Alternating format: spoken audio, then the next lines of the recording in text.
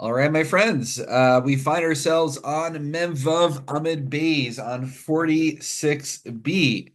And just as an overview of what we'll be covering, God willing, this evening, we'll be talking about what do you do at the end of Yom Tov, right? So after, at the end of Hoshana Rabbah, we're done with our lulav and esrog.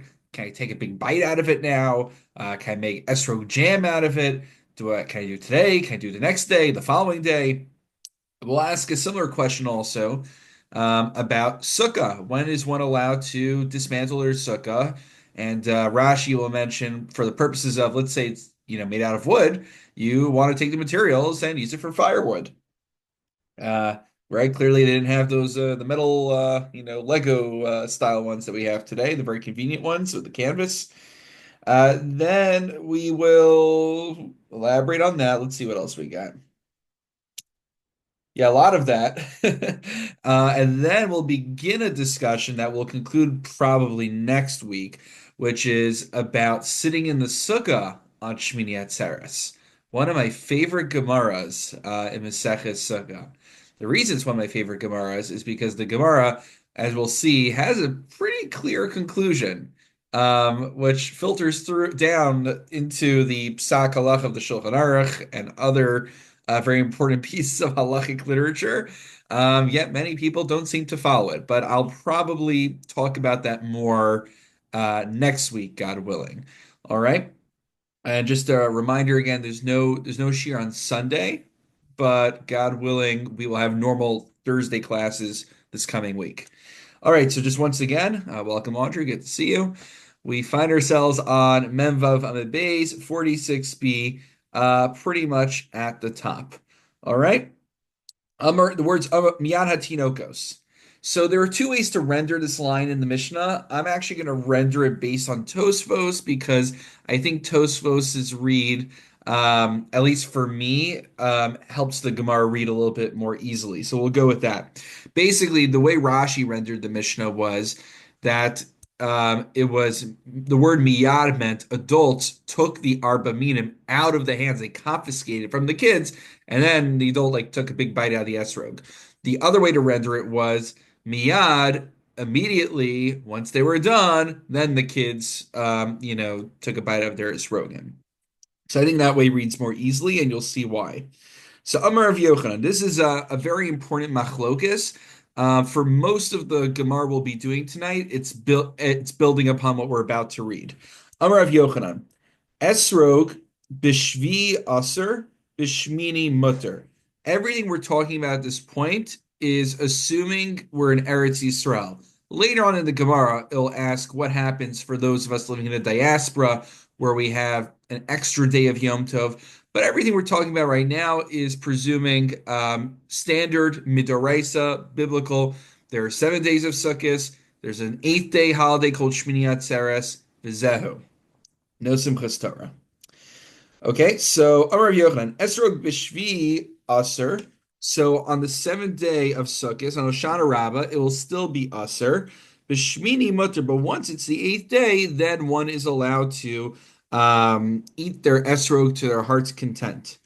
Sukkah, Afil Bishmini Asur, and everyone agrees that regarding the Sukkah, even on the eighth day, it is still forbidden to benefit, to use it for other purposes. However, for Rish Lakish, Rish Lakish doesn't seem to dispute the Sukkah not being used even on the eighth day. But what he does contend is Esrog Afilu B'Shvi Nami Mutter. Even on the seventh day of Sukkot, once you are done, once Shacharis is over, you've done all of your Hoshanis, and you're done with your Arba Minim, it's fair game. You could do with it whatever you want. Okay, so first opinion is you have to wait till the next day, till day 8 to use it. And the second opinion, Rish Lakish, is you could use it immediately once you've been Yotzei the Mitzvah on the seventh day. Okay, well, what's the basis of their dispute? My kamiflagi.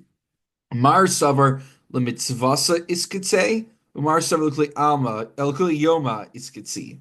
So one way to render it one way to understand it is that the arba minim, the four species, are set aside for the purpose of fulfilling the mitzvah.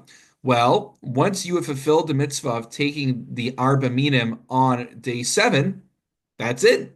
They're no longer set aside and designated exclusively for a mitzvah. You've discharged your obligation, free to use. However, the other way to look at it, which is the first opinion, Rav Yochanan, is that no, it's not that the arba minim are huksa, like muksa, same kind of language. It's not that they are set aside only for the purpose of the mitzvah. But the idea is once day one it's set aside, day two it's set aside. If I have a mitzvah on day seven, which I do, these arba minim are reserved for the entire day seven. So I have to wait till day seven is over for me to make my esrog jam. So is it just for the mitzvah, or do we see it as out of bounds for the entire day until it's up?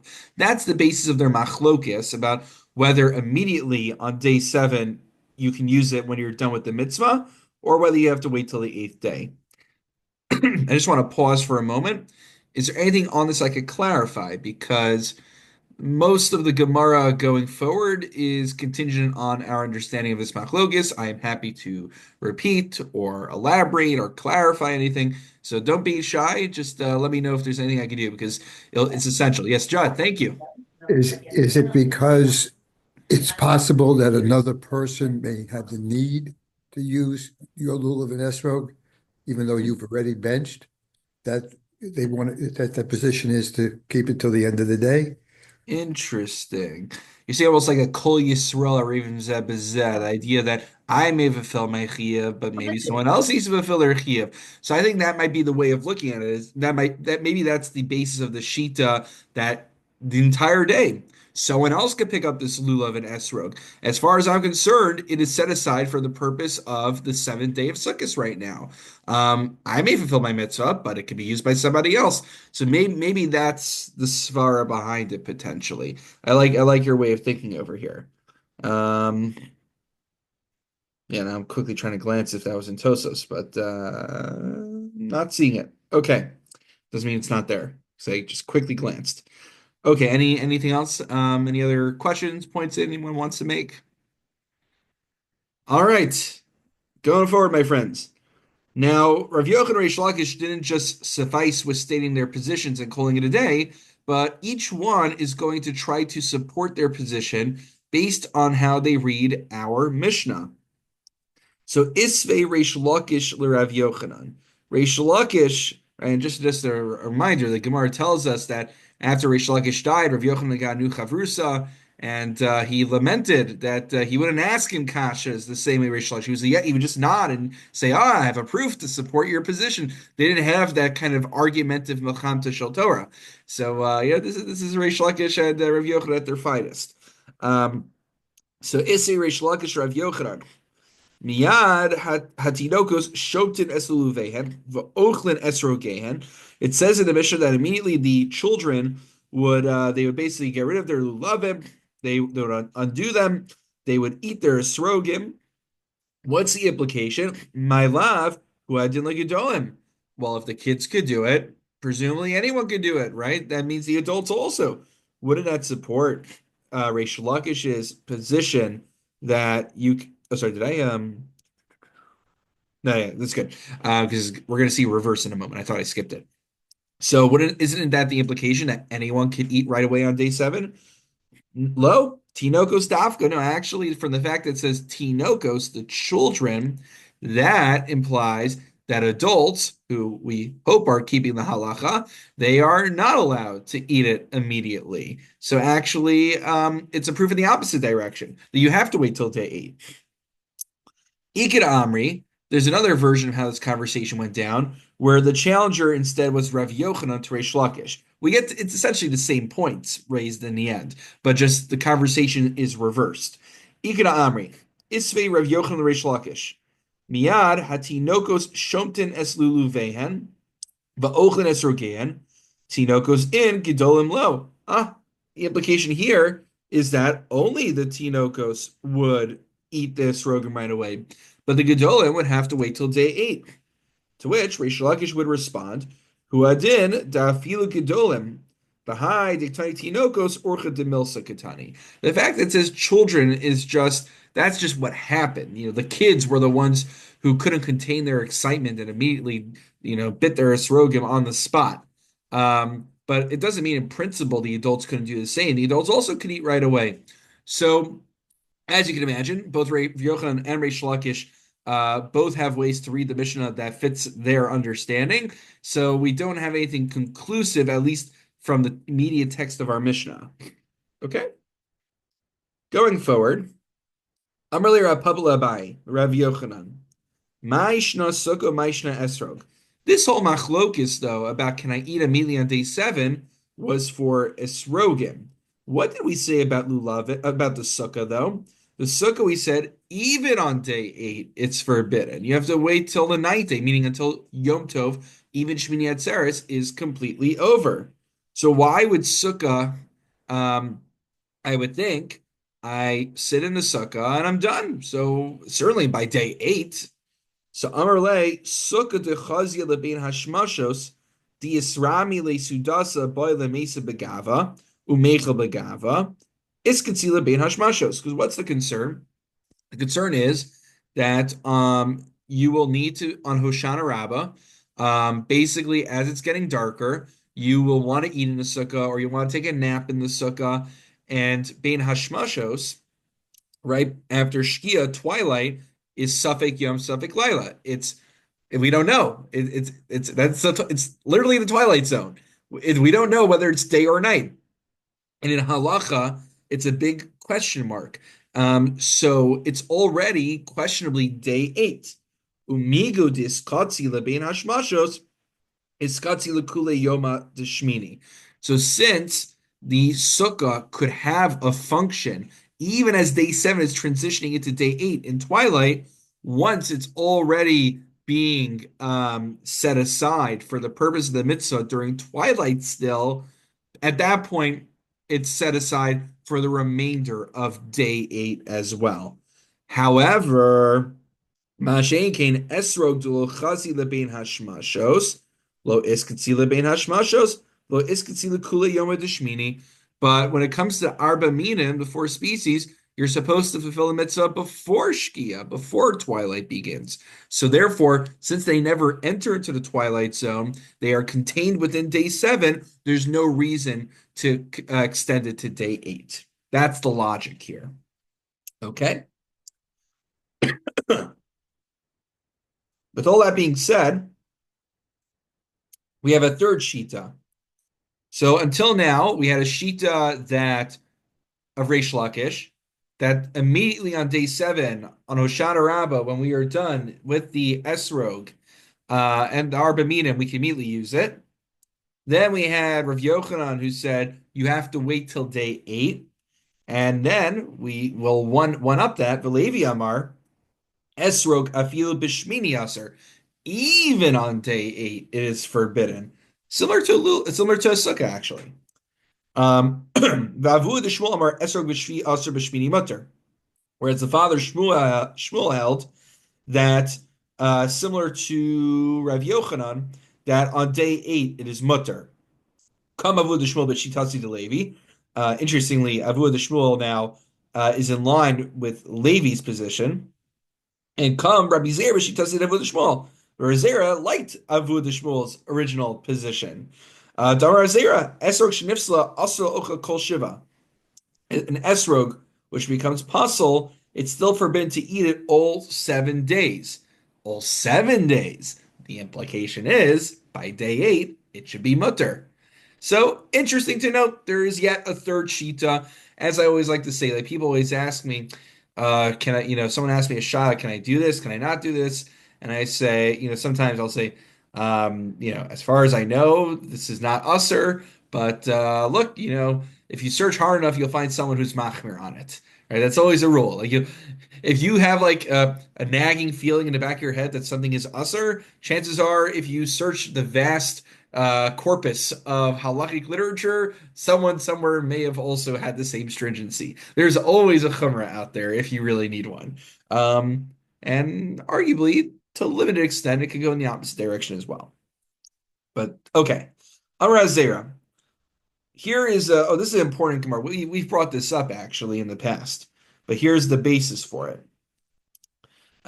This actually becomes a broader discussion, and arguably that might be what it's talking about here, um, about buying arba minim and then giving it to a child. The issue is a child can acquire, but he cannot bequeath to others. So the issue is that in Chutz La'aretz, you need to own your arba minim, not just on day one, but on day two, because of Sveika Diyoma. We treat day two as day one also. It's a common theme here. So the issue is, if you transfer ownership to the kid on day one, he's not able to transfer it back to you, so you could own it on day two. So this becomes a big issue. So this is like a Delta in the Magen Avram, the Shabrua. It's like a classic. Oh, Charles should have this past week. Actually, I mentioned it. We're talking about coeducation. So I'm not going to repeat the whole shir right now, but it connects because the big question is, how do we understand chinuch? Is chinuch that we view the kid as an adult right now? We pretend they're an adult. Well, if so, the same way an adult needs to fulfill the mitzvah of arba minim by being the full owner. Likewise, the child can't it can't the child can't get around by skirting around the halachic minutia, but the child also needs to be the full owner. However, the other understanding of chinuch is it's lahargil. We just want to create positive Jewish experiences, let the kid get used to the fact that there's something called an esrog, there's something called a lulav, there's something called a sukkah, and they'll learn the details as they get older. So that's another approach. That makes things easier because then you don't need to transfer ownership to the kid. And even if the kid borrows it from you, okay, but they get the experience of having the arba minim. So with that background, Amar Azer, lo likni inish hoshana li nuka b'yoma tova kama. You should not transfer ownership of your arba minim to a child on the first day of Yantif. My taima, the anuka makni kani akni lo makni. A child can acquire, but he cannot transfer the ownership back to you. So one way to read the Gemara is that this is in Eretz Yisrael, but you haven't yet been Yotzi the mitzvah yourself, which is funny because you would think if you're going to pick up the Arba Minim, just be Yotzi the mitzvah already and then give it to the kid. But Kasha Namais, as they say. Because in the issue is you haven't been Yotzi the mitzvah yet, and you transfer ownership to the kid, you can't get it back. It's a halachic black hole. It could go in, but it can't come back out. A child is not a bardas. A child doesn't have the mental capacity to transfer ownership in halacha. Which actually, when you think about it, this just occurred to me. You can kind of think of it almost as like as a precaution. Otherwise, people could take advantage of these children. You can manipulate them to transfer ownership to you of something that they don't want. So the child doesn't have the ability to consent to relinquishing his ownership. It can almost be like a protective measure for the children. We can think of it that way. All right. Now that we brought up Rav Zera talking about children, just one piece of advice he gives. Rav Zera lo lema initially nuka dihav no lach midi lo yavle. You shouldn't tell a kid, if you come to shul, I'll give you a prize, and then you don't give him the prize. We should do asi like more shikra because you're going to teach him that lying is a great idea, and we don't want people lying. Shnauar l'dulasham davar sheker. We don't want to teach people how to lie. So, good advice, guys. Right? Don't teach children to lie. Be a good example. Good takeaway lesson. All right. Ubeplukta, drive Yochanan of Reish Lakish. So, just a quick reminder, right? Our machlokis all the way from the beginning of the Gemara between Rav Yochanan and Reish Lakish. So Rav Yochanan held that you can't use the esrog until day 8. Reish Lakish said you can use it immediately. So here is another ramification, another nafkamina that comes out. Ditmar, let's just say, Hifrish Shiva Esrog and Shiva Yamim. I don't know. New Chumrah just dropped. I'm going to have a new esrog for every single day of Yantif. So, okay, it's an interesting theoretical. Most people don't do that. Amar Rav, Rav says, so on every day, you can eat the esrog immediately when you are done with the mitzvah. Day 1, fulfill the mitzvah, eat the esrog. Day 2, pick up the esrog with the lulav, then I can eat the esrog. So on and so forth. Rav Asi Amar, Rather, the day one esrog, I have to wait till day two to eat it. The day two esrog that I was yotze with, I have to wait till day three to eat it. So on and so forth. But my kamiflagi, what is the basis of their disagreement? Mar savar lemitzvasa iskatzi, Mar savar lekuli yama iskatzi. This is the machlokes of Yochanan and Reish Lakish. Do you understand the esrog as being designated exclusively for the mitzvah? Then, like Reish Lakish says, once I've been yotze the mitzvah, then I can immediately eat the esrog. Or the other position is that it's designated for esrog number one. It is set aside and designated for the entire day one. Esrog number two, designated for entire day two. And I have to wait till the next day to be able to benefit from it. That is a shita of Rav Yochanan, who says that you can't, right, in the normal case, you can't eat the esrog until day 8. But this is just a unique case. This is another scenario where we can really see the nafkamina, the disagreement, get fleshed out. All right. Now, for our final piece of Gemara tonight, and I might disappoint you a little bit because the actual sugya finishes almost halfway down Mem Zayin and Aleph. So I picked an ending point where it still makes sense to leave off, but we're not going to get the final answer. So just want to manage expectations. So here we go. So a little bit of background. Rashi is very helpful over here. Rashi tells us that we paskin according to Ravasi and Rav Yochanan.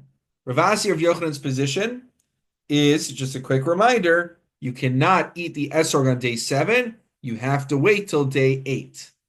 But here's where things get complicated.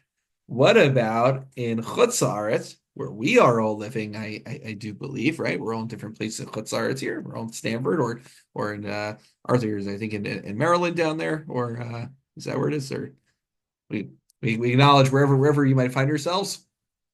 So we wind up having an additional day, day 9. So when can I eat the esrog? Can I eat the esrog into 8?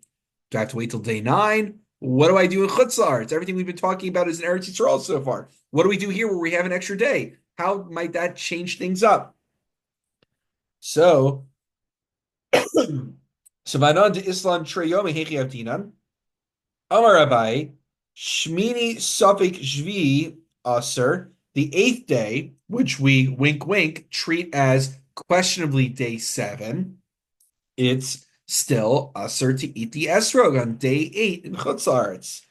But she Safek Shmini, but once we get to day 9, Simchas Torah, which is wink wink, Safek Shmini Atzeres, then it is mutter by all counts. Because then, a worst case scenario, it's Shmini Atzeres. Shmini Atzeres, day 8, is fair game to eat the esrog. Sukkah is already over. Shmini Atzeres is its own yontif. We don't take the lulav on Shmini Atzeres.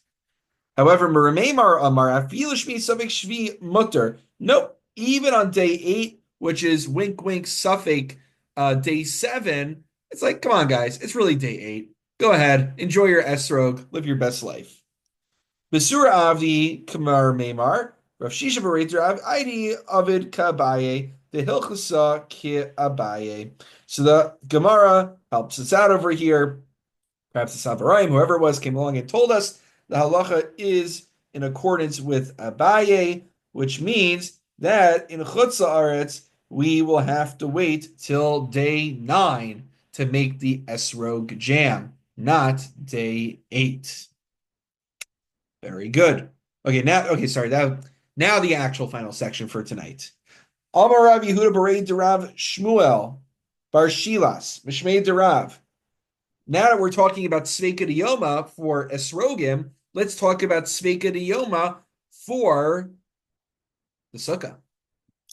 So what do we do here in Chutz La'aretz with the Sukkah on Shmini Atzeres? Amar Rav Yehuda Barei Derav Shmuel Bar Shilas Mishmei Derav Shmini Safek Shvi.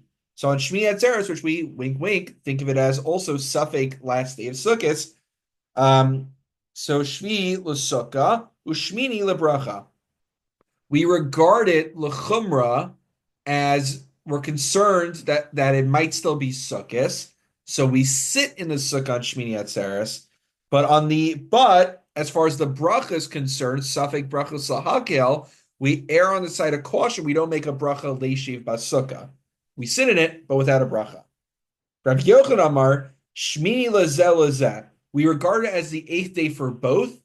The current way to understand it at this stage of the Gemara is that you don't have to go in the sukkah, and you certainly don't have to make a lay shape because you won't be in the sukkah.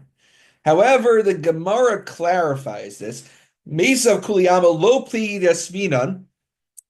The argument is not about whether we sit in the sukkah.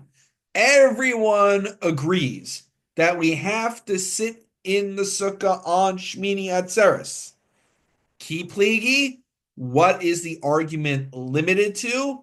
Lebruche, whether we also make a bracha of leishe basukah on Shmini Atzeres. Lamad de Amar Shvi l'sukkah bruchi nami v'archinan. According to the first opinion, which says that we regard the sukkah as if it's the seventh day of Sukkot, we make the bracha of leishiv as well. Lamad de Amar Shmini lezeh ulezeh. But according to the opinion, it said we regard it as the eighth day, as Shmini Atzeres, for both purposes. Bruche lo mivarchina. We don't make a bracha. Now you might be asking, what's the lezeh ulezeh then? I get it, I don't make a lay shave. But what else? So Rashi tells us, v'hayne lezeh lezeh, l'sukkah to lo mivarchina lebracha es yom Shmini chag atzeres lezeh. So we don't make a bracha on the sukkah, and we don't make a bracha. And the bracha is reflective of Shmini Atzeres. Shmini Atzeres, we don't make say suffix sukkis. We say Shmini Yom Shmini Chag Hatzeres Hazeh. That's what it will say in your machzor. On Shmini Atzeres, you'll be acknowledging Shmini Atzeres. But we will also be this sheet that says we'll be in the sukkah, but we don't make a lay shave, and we acknowledge Shmini Atzeres. We don't, even though it's a Sveik and Yoma, we know it's Shmini Atzeres, and that's what we're saying in the Tefillah. One last little piece. Amar Rav Yosef, Nakat Rav Yochanan biyadecha. You should hold Rav Yochanan's sheet in your hands. That's what we hold like. Rav Huna bar Bizna v'chol Gedolei Hador Iklu b'Sukkah b'Shmini. All these Gedolei Hador, they visited his Sukkah on the eighth day, which was Safek Shvi, and Mesav Havu Yasei Bruchi Lo Brichi. They all sat in the Sukkah. They just didn't make a bracha in the Sukkah. That is the second shita that we have of Rav Yochanan. Now, we'll end there in the Gemara. Sounds like things are not turning out too well for those who don't sit in the Sukkah Shmini Atzeres, and I don't think things will turn out much better next week either. But here's a question I think I get every Sukkot without fail, which is, you might be wondering, wait a minute, if we're going to regard the eighth day as suffix Sukkot, to the extent that we have to sit in the Sukkah, well, why don't we take the Arba Minim? Because it's a suffix, maybe it is Sukkot, right? Why don't we be consistent? I think I get that question every year. And it's a fair question. You know why it's a fair question? Tosos asked the question. I mean, it's a good question anyway, but Tosos asked the question. If you want to look at it, top of Mem Zayin and Aleph, Mesav Kliyama Lo Pligi Diasvina. This is based on the words from the previous Amud.